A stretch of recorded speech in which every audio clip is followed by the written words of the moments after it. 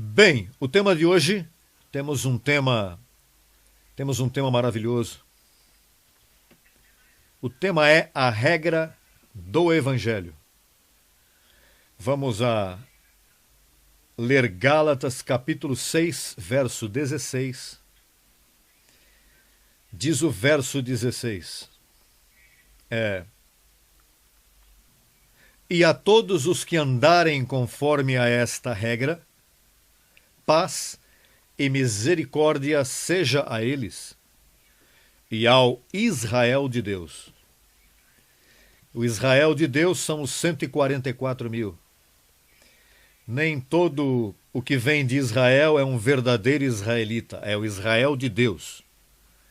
Agora veja, diz aqui, e a todos os que andarem conforme a esta regra. Nem todos andam conforme a esta regra. Agora, a todos que andarem conforme a esta regra, paz e misericórdia seja a eles. Há outro verso também, em Filipenses capítulo 3, verso 15, que temos que usar para este calqueu. Filipenses capítulo 3, verso 15 adiante. Vamos edificar-nos com este verso. Na verdade diz, assim que todos os que somos perfeitos, isto mesmo sintamos. Se outra coisa sentis, isto também Deus vos revelará. Todos que somos perfeitos, todos os que nos vemos perfeitos em Cristo Jesus, porque ninguém é perfeito, em outro verso, onde Paulo diz, não que seja perfeito, aí mesmo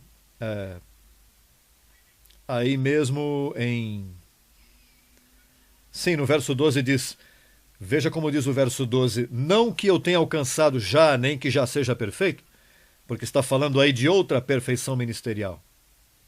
Agora, no verso 15 diz, assim que todos os que somos perfeitos, parece que há uma contradição, mas é que ele está falando de dois tipos de perfeição.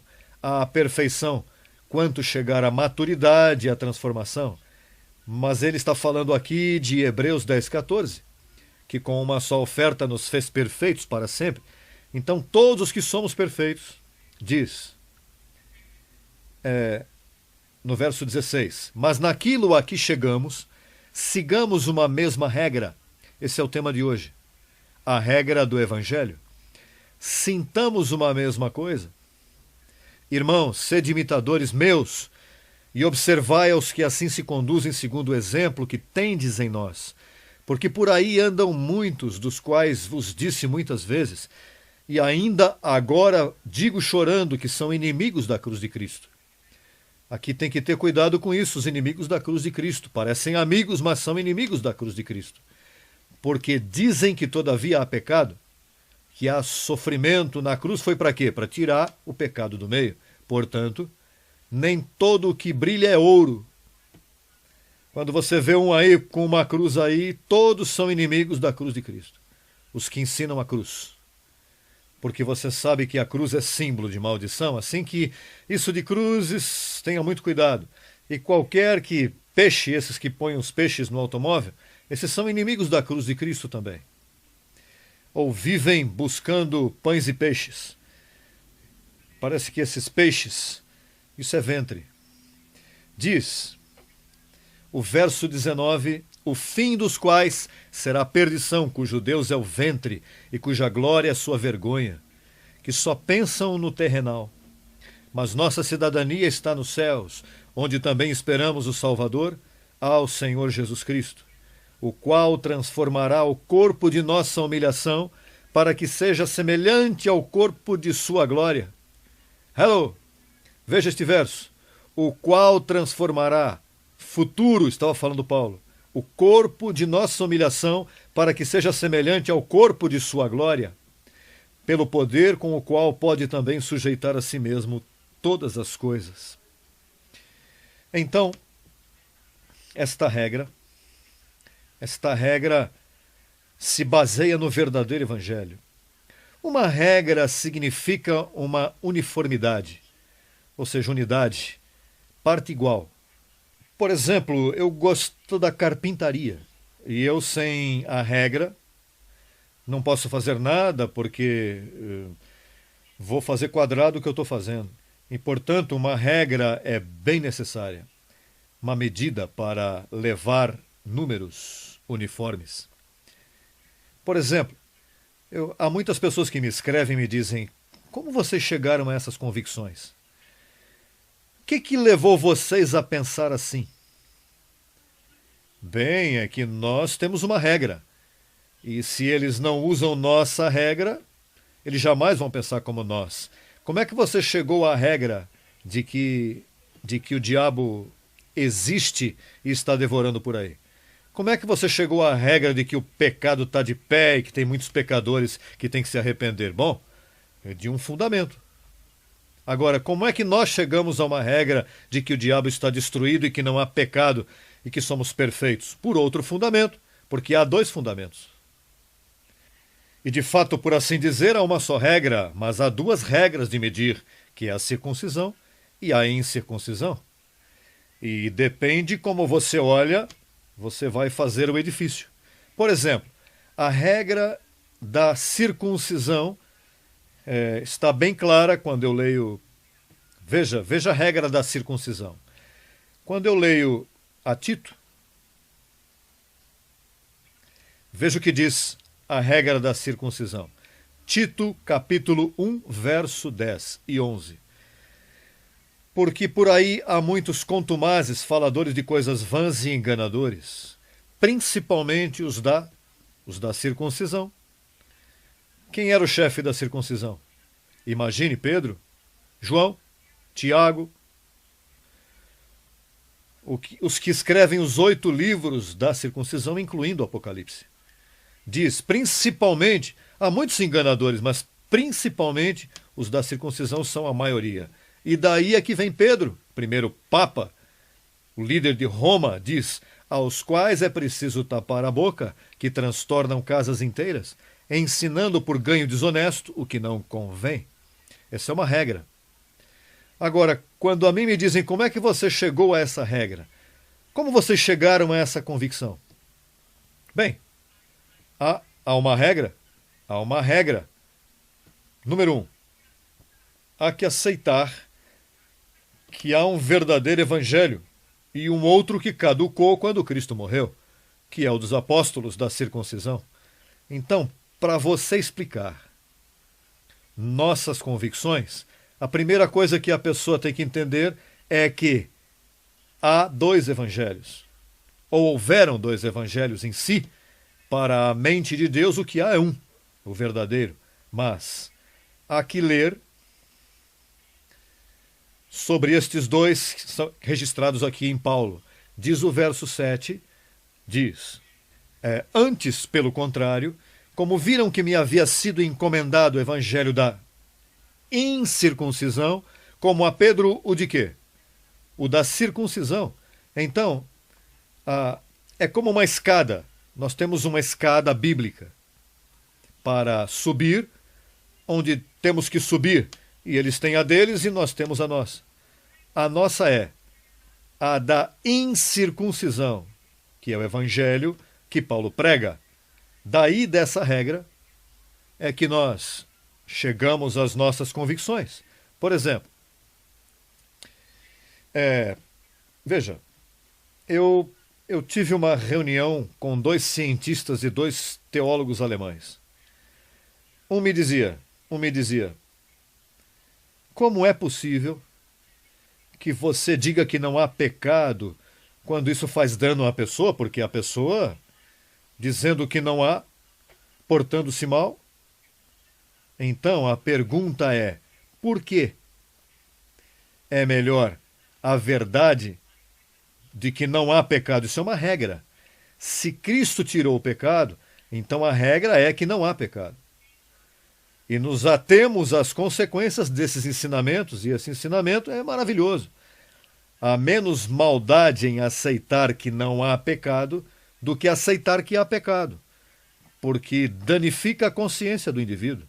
Então, sobre o diabo, a mesma coisa. Na circuncisão, por exemplo, há um fundamento que o apóstolo Paulo disse que há um fundamento que são palha, madeira e feno, materiais que perecem. De fato, aí em primeira carta aos Coríntios fala desses materiais. E é importantíssimo entender que esses materiais, no capítulo 3 de primeira carta aos Coríntios, no verso 12 diz: e se sobre este fundamento alguém edificar ouro, prata, pedras preciosas, ouro, prata, pedras preciosas. Agora veja o contrário: madeira, feno e palha. Quer dizer que são dois fundamentos. Você mete fogo na prata, no ouro, nas pedras preciosas, eles não desaparecem. Mete fogo na madeira, no feno e na palha, e vão desaparecer. E esses são os dois fundamentos, ou seja, o fundamento do evangelho da incircuncisão é ouro, prata, pedras preciosas. Agora, o fundamento da circuncisão é madeira, feno e palha, materiais perecíveis que são usados para confundir e transtornar o mundo por quase 2000 anos. E os responsáveis por isso são Pedro e os demais apóstolos. Imagine, eu escrevi umas notinhas aqui destes dois fundamentos. Quem escreveu Apocalipse? João. João, um transtornado, membro da circuncisão. Por que não podemos confiar na interpretação? Porque está transtornado. Principalmente os da circuncisão estão transtornados. E ele foi quem escreveu esse livro. Então, vê a besta como um poder mais grande que o de Deus. Olha, se a besta é o próprio Deus. Mas como ele está transtornado, ele vê a besta como inimigo. Ele vê 666 como o número da besta. Claro, esse é o número do próprio Deus, 666. Mas como ele está transtornado, não podemos confiar em seus escritos. Exemplo: de onde o diabo se justifica na Escritura? Pois de outro transtornado, do apóstolo Pedro. Em suas 2 epístolas ele diz que o diabo anda como um leão rugente, buscando a quem devorar. De onde sai? Pois de um transtornado. De onde sai que se justifica o pecado? Imagine 1ª, 2ª e 3ª João. Se alguém diz que não tem pecado, se faz mentiroso. Todos nós dizemos que não temos pecado. Por quê? Porque o Cordeiro de Deus veio tirar o pecado, e tirou. Mas quem é que justifica o pecado? Quem dá vida, quem que dá força? João. Veja que até agora estamos falando de membros da circuncisão. De onde sai a distorção entre obras e graça? De outro membro da circuncisão. Quem? Tiago. Imagine. Bem claro ele diz, veja a carta dele. Veja como diz. Entre obras e graça. Veja como ele torce isto. Diz no capítulo 2, verso 24. Veja como ele diz. Ele diz. No verso 24 ele diz: vede, pois, que o homem é justificado pelas obras. Veja aí escrito clarinho. Veja como ele diz. Vede, pois, que o homem é justificado pelas obras, e não somente pela fé. Esse é o fundamento de que eu estou falando. Para justificar e torcer a fé e as obras. Agora, o que diz Paulo, o perito arquiteto, onde nós estamos baseando toda a nossa doutrina? Se você for a Romanos e ler o capítulo 3, vamos ver aqui o verso 27. Pois, onde, pois, está a jactância? Fica excluída. Por qual lei? Pela lei das obras? Não, senão pela lei da fé. Veja o verso 28. Concluímos, pois, que o homem é justificado por fé, sem as obras da lei. Justificado por quê? Por fé, sem as obras da lei. O que diz Tiago? Vede, pois, que o homem é justificado não somente pela fé, mas também pelas obras. E o que diz Paulo? Irmãos, são 2 fontes de água, uma doce e uma amarga. São 2 fundamentos diferentes. E temos que explicar quando nós damos testemunho de nossa esperança, é que nós pegamos informação de um caminho novo, não do caminho velho que fala, porque há dois caminhos. Veja lá em Hebreus 10, 20, veja como diz. São dois caminhos. Diz o verso 20, pelo caminho novo e vivo que ele nos abriu através do véu, isto é, de sua carne. Caminho que? Novo. Onde andam todos os protestantes, católicos e demais grupos cristãos? No fundamento velho, no caminho velho. No evangelho da circuncisão, que caducou há 2000 anos e todavia eles pregam e o mesclam com nosso evangelho. Eles não têm esperança. Que esperança vão ter? E mais. Veja de onde vem nossa regra. Vamos dar testemunho de onde vem nossa regra. Vamos ver em Gálatas, capítulo 1, verso 1. Veja de onde vem nossa regra. Paulo, apóstolo, não por meio de homens, nem por homem, senão por Jesus Cristo e por Deus, o Pai que o ressuscitou dos mortos. Vamos agora ao verso 11. Mas faço saber, irmãos, que o evangelho anunciado por mim, veja que é exclusividade, anunciado por mim, não é segundo o homem. Pois eu não o recebi, nem o aprendi de homem algum.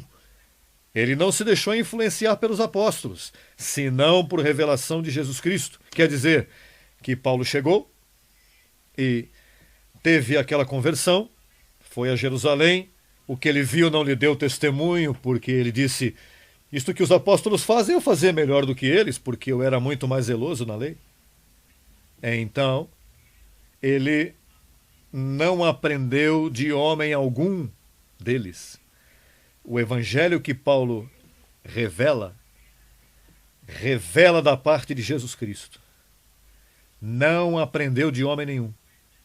Abençoado, você tem sido edificado por mim. E eu, o que te ensino é o fundamento do caminho novo, fundamento daquele que disse, o evangelho que eu prego, Jesus Cristo mesmo me revelou. Daí é onde está a nossa esperança. Daí é onde nós sabemos que este corpo corrupto vai se vestir de incorrupção. Daí são nossas verdadeiras convicções. Dá testemunho de onde é que nós cremos o que cremos. O que cremos se baseia em que há um evangelho, que é o evangelho da incircuncisão, que se encontra exclusivamente, somente, do livro aos Romanos até o livro aos Hebreus. Daí, os demais livros são escritos por homens transtornados como Pedro e os apóstolos, homens que transtornam casas inteiras, que nunca edificaram nada, que são os que têm este mundo destruído com os abusos de crianças, pederastas, pobreza nos povos, a fornicação que tem com os presidentes. Bem abençoados, aqui terminamos outro calqueu mais que garantia estabelecer tua fé na solidez do Evangelho. Será até uma próxima ocasião. Os amo muito. Saudações a todos. Até logo.